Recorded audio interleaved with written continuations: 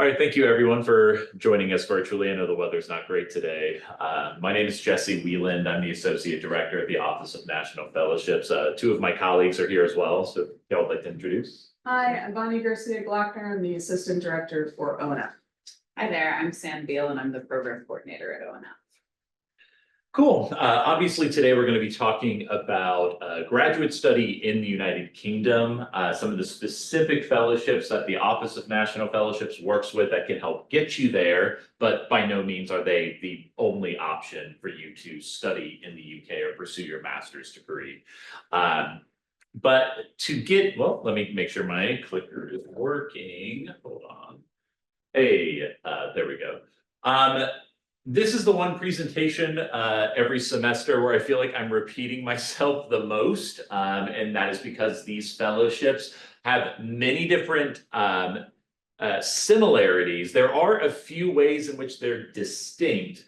So every time that I'm recruiting students for these fellowships for the Rhodes, Marshall, Mitchell, Fulbright, Gates, Cambridge, as you can see on this slide, personally, I don't think it's feasible to apply to all of these because I think you might really hate your summer coming up. I do believe, and I've worked with many students that choose two of these typically. Sometimes students are able to balance three, but based on what those slight differences are, that's usually the hairs that these students are splitting for why I'm going to apply for a Marshall Scholarship versus why I'm going to apply for a Rhodes Scholarship.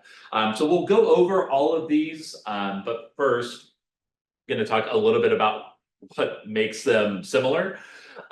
So the earliest that students can apply to any of these scholarships is the summer prior to their final year, because you do need to have your bachelor's degree before you would begin any of these experiences.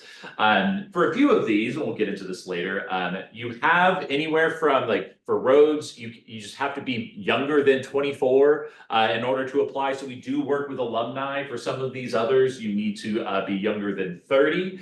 So students can circle back to these in the coming years if that works with their schedule.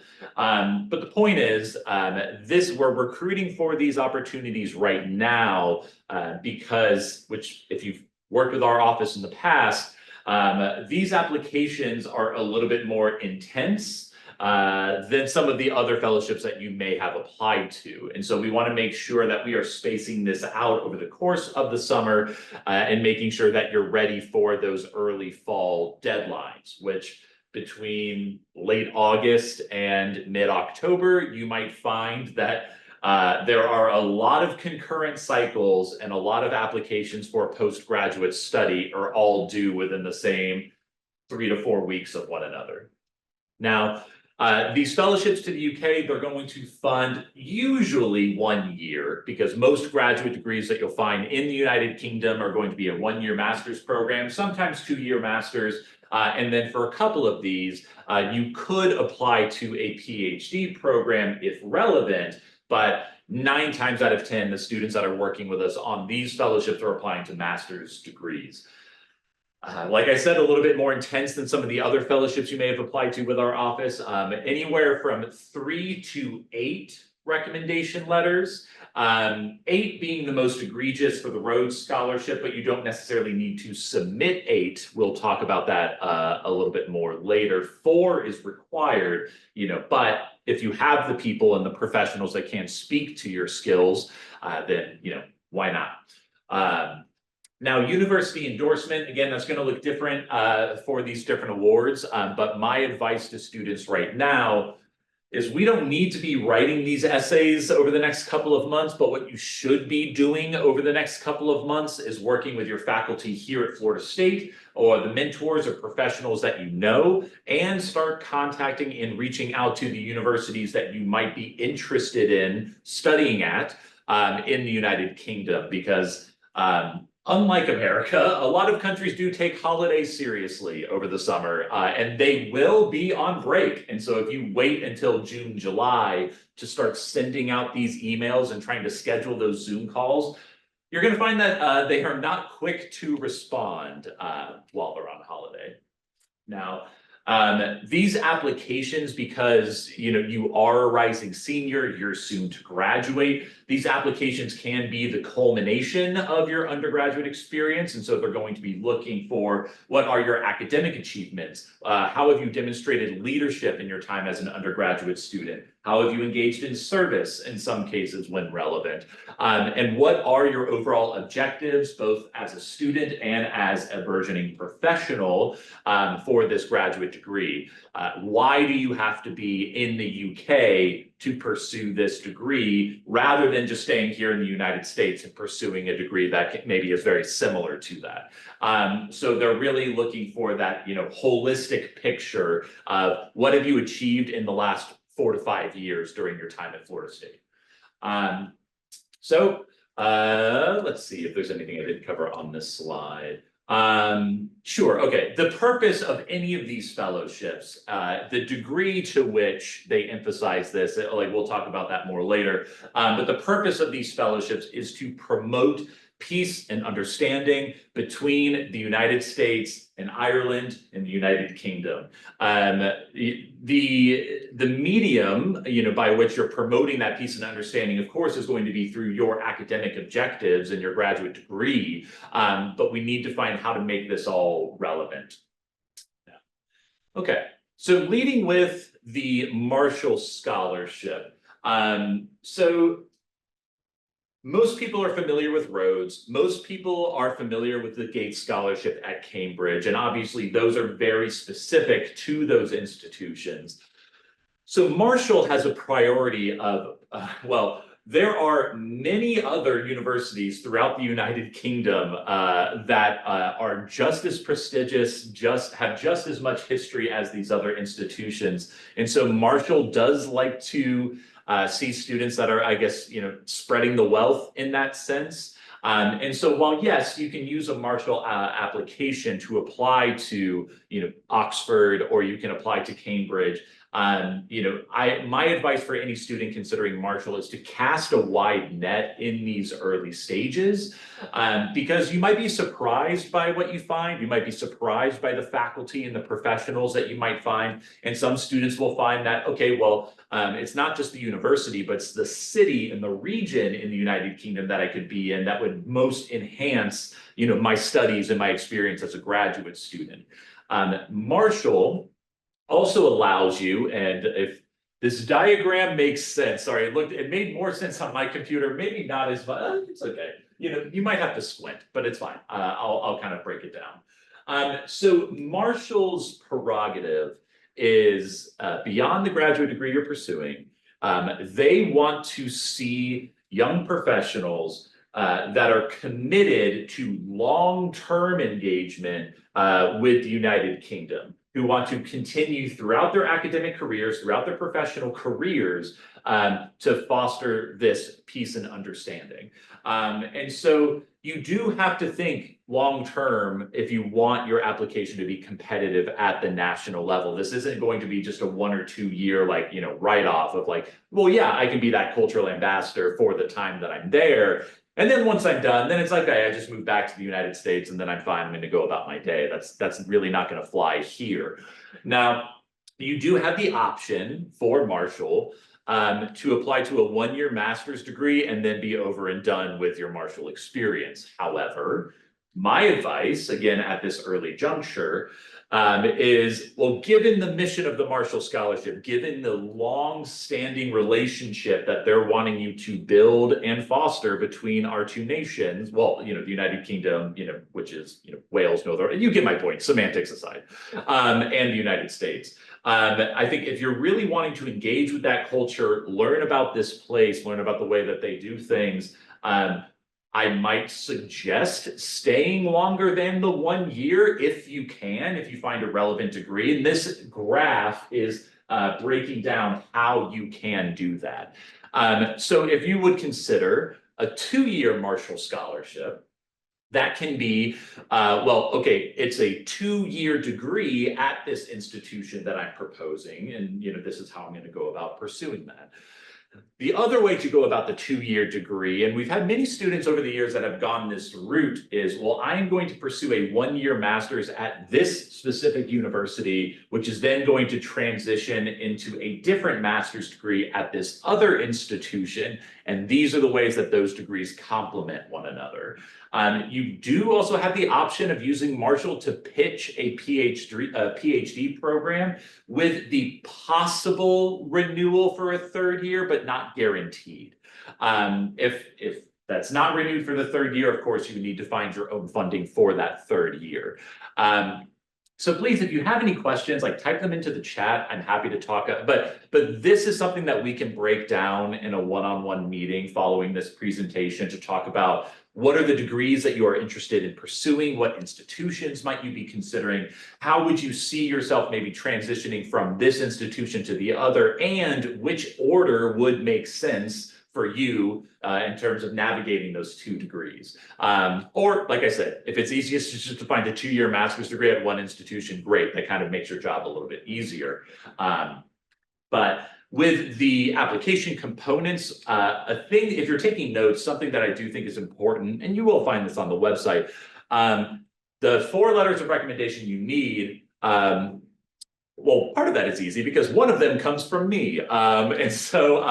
But in order for me to write you a compelling recommendation letter, obviously we need to start working together. And I would love to see your CV, your resume, and start having conversations with you about your time at Florida State and your goals and aspirations. And again, this is why we're talking in March for something that's not going to be due until the early fall, is to give us that time.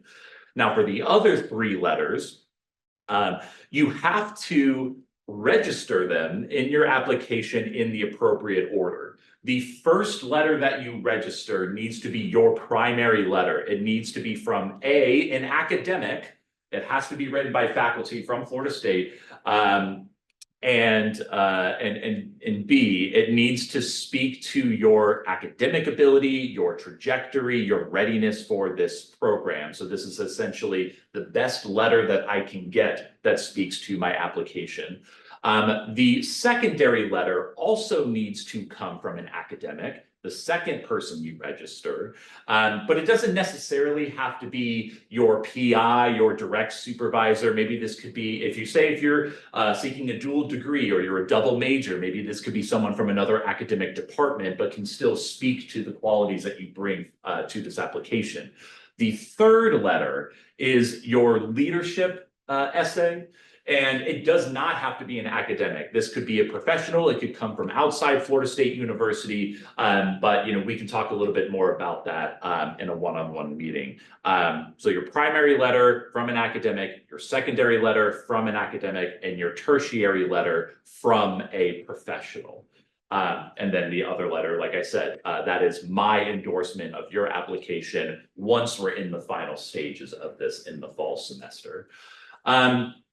The essays that you need to write are straightforward, but the challenge that I've seen with students is the brevity, is how can I get to the point very quickly, but still provide the necessary detail for the reader to understand my goals and objectives. So you do have a personal statement. You have an essay about your study program and why you're traveling to the 1 or 2 institutions you may be traveling to. And again, why does it have to be in the United Kingdom? Marshall does have a high minimum GPA. It's a 3.7. So as long as you meet that minimum, then you are more than qualified to apply for this.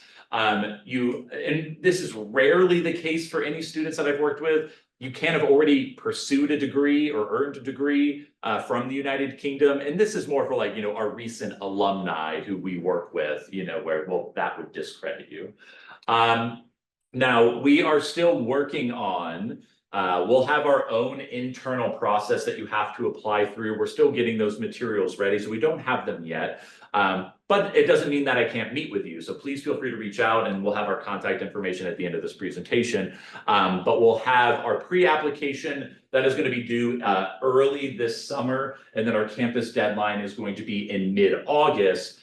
Because, and I'll get into this more a little bit later, we do have a campus committee that's going to interview you. And they will determine whether or not your application is endorsed. And if endorsed, we have about 2 weeks to make these final edits and suggestions to your application before the national deadline in late September.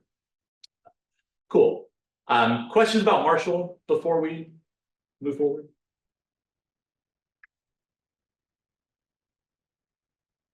Cool. All right, we'll keep going and talking about the Rhodes Scholarship. Now, let me jump ahead really quickly to kind of delve into the most distinct. Oh, okay, never mind. Maybe that slide is. I can summarize it. Sorry. The main difference between Rhodes and Marshall, like I said, Marshall has that emphasis on relationships between the United Kingdom and the United States. If I can summarize this tagline from Rhodes, and you can find it on the website, but Rhodes is looking for young scholars who are willing and able to, quote, fight the world's fight. That is up for the applicant to define. Like, what is your mission and why do you need this graduate degree from Oxford to accomplish that mission? So it's not necessarily related just exclusively to the United Kingdom and the United States. It's much more global, and it gives you much more wiggle room to be able to emphasize how this all connects. Now, often the challenging aspect of the Rhodes application is not always the written portions as much as it is the letters of recommendation that you need to obtain. Like I said earlier, there are 4 required, and those 4 letters are academic letters. So of the potential 8 that you need, 4 need to come from your faculty either at Florida State or from faculty at other institutions you've built close relationships with. And then the other 4 can be character references. Now, that doesn't mean they can't come from academics, but this is where the professionals or community leaders or other people that you've built strong working relationships with can also speak to your application.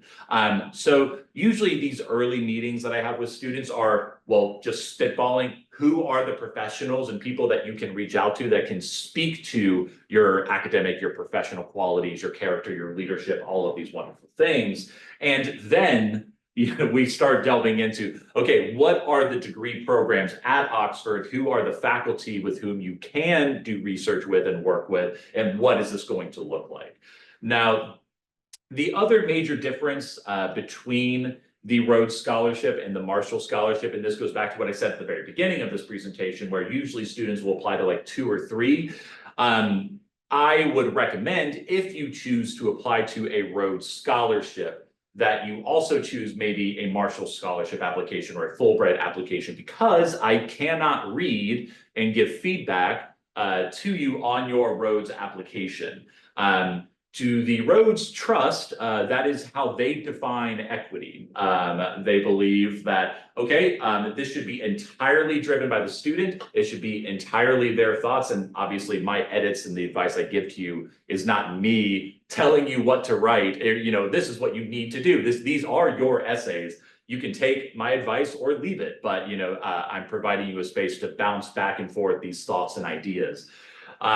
So essentially, if we're meeting to just talk about Rhodes, I think they can be fun meetings, but I'm not looking at your essays and I'm not giving you any feedback on those materials. But I can give you that feedback on a Fulbright application or on a Marshall application. So if you take the feedback that I give you for an entirely different fellowship and you choose to apply that or incorporate that in some way to your Rhodes application, then, well, I just think that's you working smarter and not harder. But anyways, that's just my thoughts. So you have for the essays that you need to write for Rhodes, very similar to Marshall, you have your proposed course of study. Okay, so who are you working with? What is the degree program? Yada, yada, yada, yada. And then you have your personal statement about you, your background, your trajectory. This last element, I'm happy to share with you an old sample that I have. Your list of principal activities is essentially a very dense and detailed CV, but I can give you the proper formatting and how I would recommend that you go about that at a later time. Now, let's see, anything that I missed when it comes to Rhodes? Very similar timeline to Marshall. And so, right now, like I said, same thing for Marshall. Start reaching out to your faculty, start considering your recommenders, start doing your research, your targeted research into Oxford and Rhodes. And why does it need to be here above anywhere else? And then over the summer, that's where we can be checking in about these materials and making sure that you're ready for this deadline and this campus interview, which is also through a Florida State faculty committee with different members from our Marshall committee. Now, the really cool, I think the really cool thing is that there are multiple Rhodes and Marshall scholars here at Florida State. I believe they select about 50 Marshall scholars on a yearly basis, and they only select 32 American Rhodes scholars. So it is a very finite group on any given year, but you have multiple professionals and faculty here at Florida State who have had this experience that can give you extremely valuable advice on how to navigate the application, how to navigate the interview process, and then if you are selected, how to navigate being a student in these environments. And so I think that's just perspective that's incredibly hard to find, but so incredibly valuable. And yes, even given the small numbers for these awards, last year, one of our applicants interviewed for the Rhodes Scholarship. And so these are all broken down by region. So for our region, for Rhodes, it includes, I believe, Florida, Alabama, Puerto Rico. But regardless, they were amongst the 12 finalists that were invited to go and interview in Birmingham. So really exciting. Now, the Mitchell, I'm going to very quickly breeze through, and I'll tell you why at the end. Mitchell is for students that are wanting to study in Ireland, again, typically through a one-year master's degree program, 5 letters of recommendation, 3 of which need to be academic. However, Mitchell is currently on a hiatus. Now, the reason I still included it in this presentation is because you can pursue this all the way up until you are 30 years old. And so depending on what your timeline may look like and when you might be considering graduate study, and if you're considering graduate study in Ireland, maybe this is something that you can circle back to in the coming years if this scholarship does resume. And so you can go onto their website and you can read their justification for why they've decided on this pause, which may be just for this year. Maybe it's for a couple of years, I don't know, but they did select scholars as recently as last year. So this is a very new change for us. But anyways, Mitchell, I would keep it in the back of your mind if that's of interest to you. Now, you can still apply to Ireland for Fulbright, if that would be something that you're interested in, but I'll talk more about that in a moment. The Gates Scholarship is different from the others in that the Gates Scholarship application is folded into your application to Cambridge University. And so in many ways, it's a lot more seamless than the others that we've been talking about. That does not mean it's any less competitive, but you don't have to jump through as many hoops.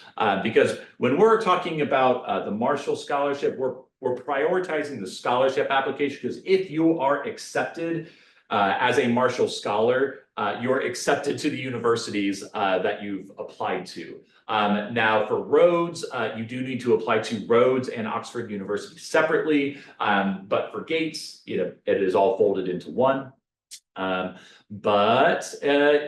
It is, as you can see at the bottom, it is just one additional essay that you need to write. And this timeline is a little bit later than Marshall and Rhodes. So if you did apply to one or both of those, it's not out of the realm of possibility that we could also tack on a Gates Scholarship because The lift that you would need to do in order to finish this application is going to be a lot lighter if you already have these written materials developed for these other institutions.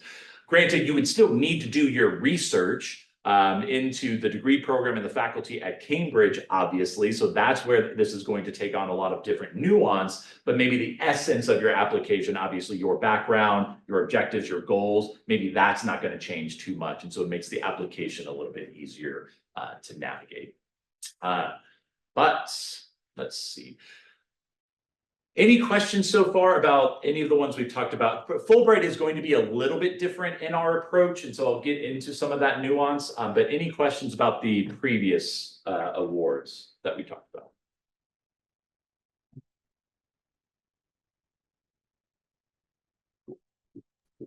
Can you mention what was the main distinction of the Gates Scholarship? So the Gates Scholarship is, they have the same value of exchange between the United Kingdom and the United States. But I would say that mission is more akin to Fulbright's mission, which I'll talk about in a minute. It doesn't have the same expectation like Marshall that it has to be, okay, forever and always, I'm going to be facilitating this strong relationship, or necessarily with Rhodes, which is fighting the world's fight. I'm assuming if you're talking about those elements in any of these other applications, some of that is going to bleed into a Gates application and still be just as compelling of a narrative as it was in the other applications that you might have pursued. So their mission is still academic excellence, intercultural exchange between our countries, and they want to obviously understand what your objectives are moving forward as a professional. So it's really not going to change that much from any of the others. Okay, thank you. Absolutely. Okay, so Fulbright, and when we are talking about Fulbright, we are talking about the Fulbright U.S. Student Program. It's a very important distinction because every year we always have like 1 or 2 students that accidentally get onto the faculty Fulbright page for Fulbright scholars. That is not what you are applying to. Maybe it's what you're applying to as a future professional, but for right now, it is not. Now, I would have loved to update these numbers for you. I could not do that because the website is currently on pause, given some of the changes at the federal level. And until we are able to bring this website back up, which Fulbright has said will happen at the end of this month, maybe that could be pushed to early April, but I don't expect drastic changes with these numbers because these have been pretty consistent for, well, at least the decade that I've been working with Fulbright. So anyways, we do have, and we'll have these dates at the end of the presentation. We do have some Fulbright workshops coming up that I would encourage you to attend if you are interested in these. But for now, just bear with me and we'll go through these different numbers. So 46, roughly, partnership awards in the United Kingdom. So Fulbright is going to look a little bit different in the, 140 different countries that it exists in, roughly. However, in the United Kingdom specifically, a Fulbright is going to be a partnership award, meaning your Fulbright is in partnership with the specific university that you applied to. And then if you're awarded your Fulbright, you will be pursuing that graduate degree that, again, typically a 1-year master's or the first year of a multi-year program at that university. There is one open award in the UK, one award, but for 2 people, where if I'm applying to the United Kingdom and I do not want to pursue a graduate degree at any of these partner institutions, I can apply to an open award, which can be purely a research project not attached to a graduate degree granting institution. It can be a creative art project, or it could be a graduate degree that is at a university that is not in partnership with a named award through Fulbright. I hope that makes sense. The easiest way to describe it is there are 46 universities that you are eligible to apply to if you so choose. The hard thing with Fulbright applicants at the early stage is, given all of these options, why should I apply to the University of Reading versus King's College in London? But again, that's why we start this process early. Now, the benefits of a Fulbright scholarship are going to be very, very similar to anything that you would receive through Marshall, through Rhodes, through Gates, or through Mitchell, if it's, going to happen. And so, yeah, they're going to cover your airfare, they're going to cover your tuition, they're going to cover, your living expenses while you're there. But Fulbright, kind of similar to Rhodes in some ways, Fulbright has 80 years of precedent. I believe Rhodes is coming up on closer to 100 years of precedent for existence. So it has a very long history and a very, very large alumni network that you have access to following your stint in the United Kingdom.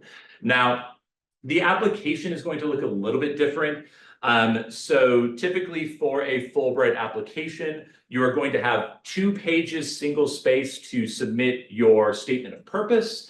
That is going to delve into, again, the very specific university and the degree that you are pursuing, the faculty you're going to be working with. But then Fulbright has maybe a slight further emphasis on the cultural exchange during your time there in the application, in one of the short essays that you need to write, and sometimes in the statement of purpose. They want you to delve into what are you going to get involved in or do outside of your degree program to learn about the place, the people, the culture.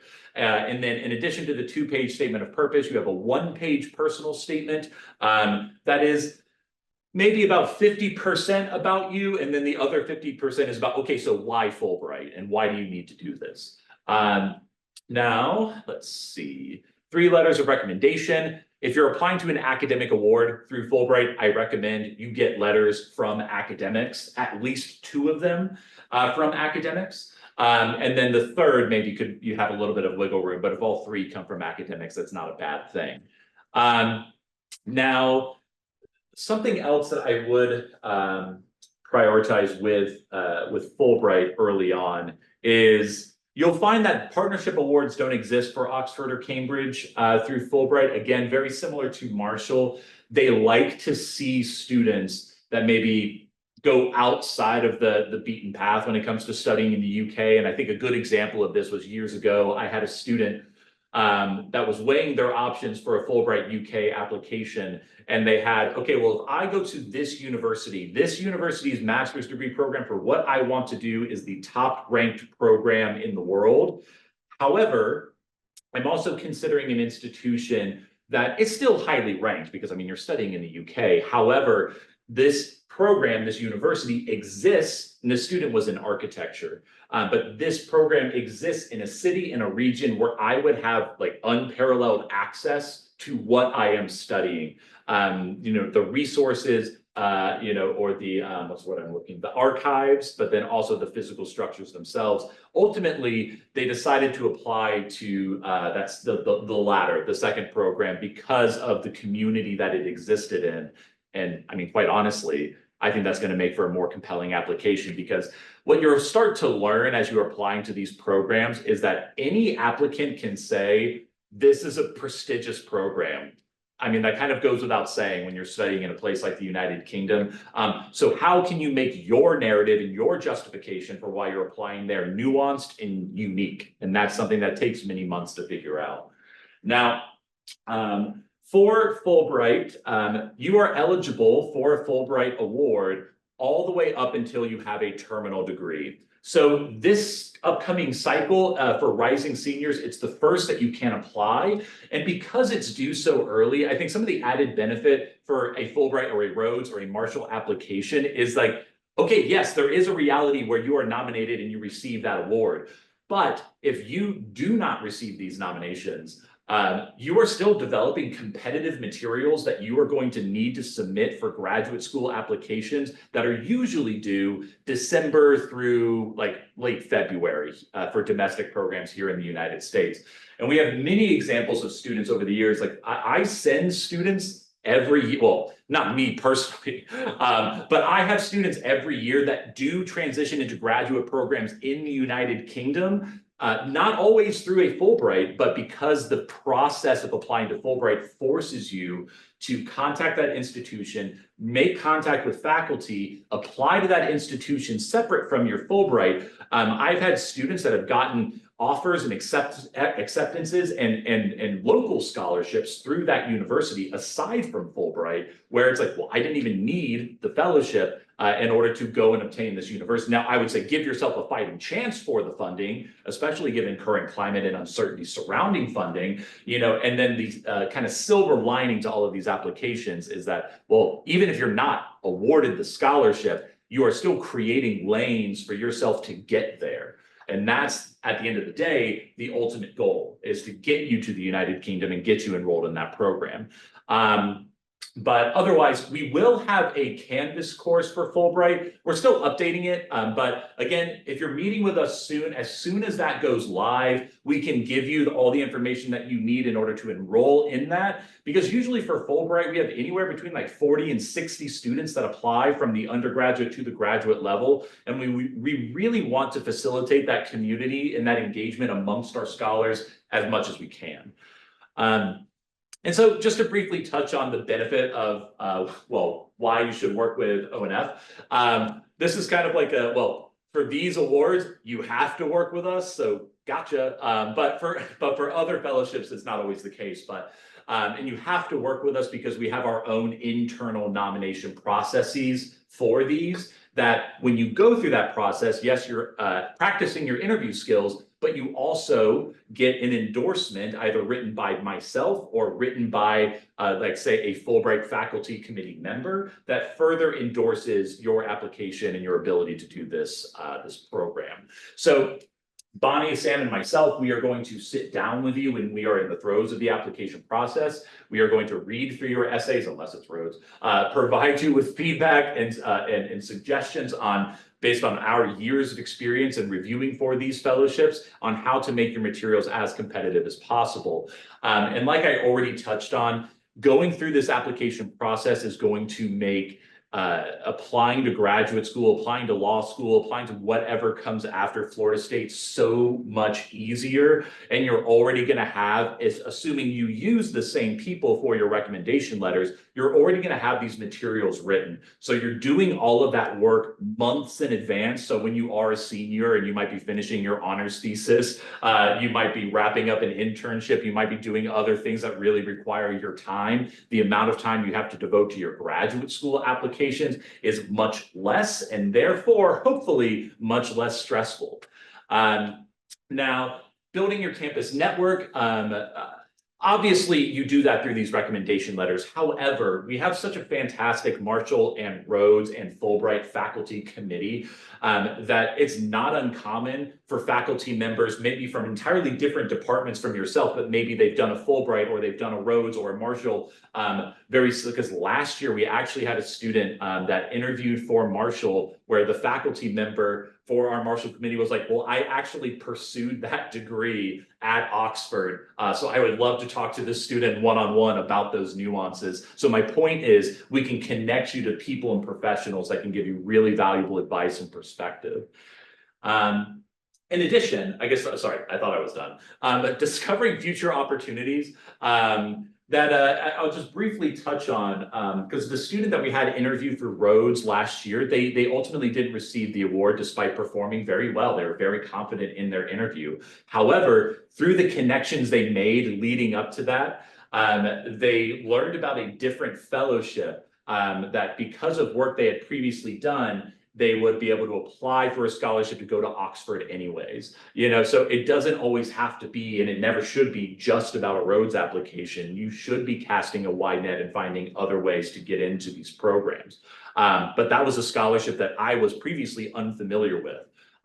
So my point is, we will help connect you to the right people and the right opportunities. I've already been kind of touching on this when it comes to the essays and the recommendation letters. It's a lot to manage when you're applying to these types of fellowships and when you're applying to them concurrently. My hope is that we can help save some stress and save some brain power for other things if we can work on this together and help you manage all of these components. We've been doing this long enough to know, like, hey, by this date, you need excuse me, you need to have these items done. And once these are done, we can move on to the next set of items. And just to help you get to that deadline confidently, so you feel confident in the materials that you've written, yes, but you feel confident in all the other supplemental materials that you also need to gather, like an affiliation letter, for example, through Fulbright, which essentially is somebody from the institution you're studying at writing a letter of endorsement for you. But again, we can talk more about that in a one-on-one meeting. Now, if you'd like to take a screenshot or just jot down these dates, I'd recommend stopping by. Now, sometimes I have students that will apply for a Marshall or a Rhodes Scholarship, but then for their Fulbright, they don't want to apply to the UK because of varied interests that they have.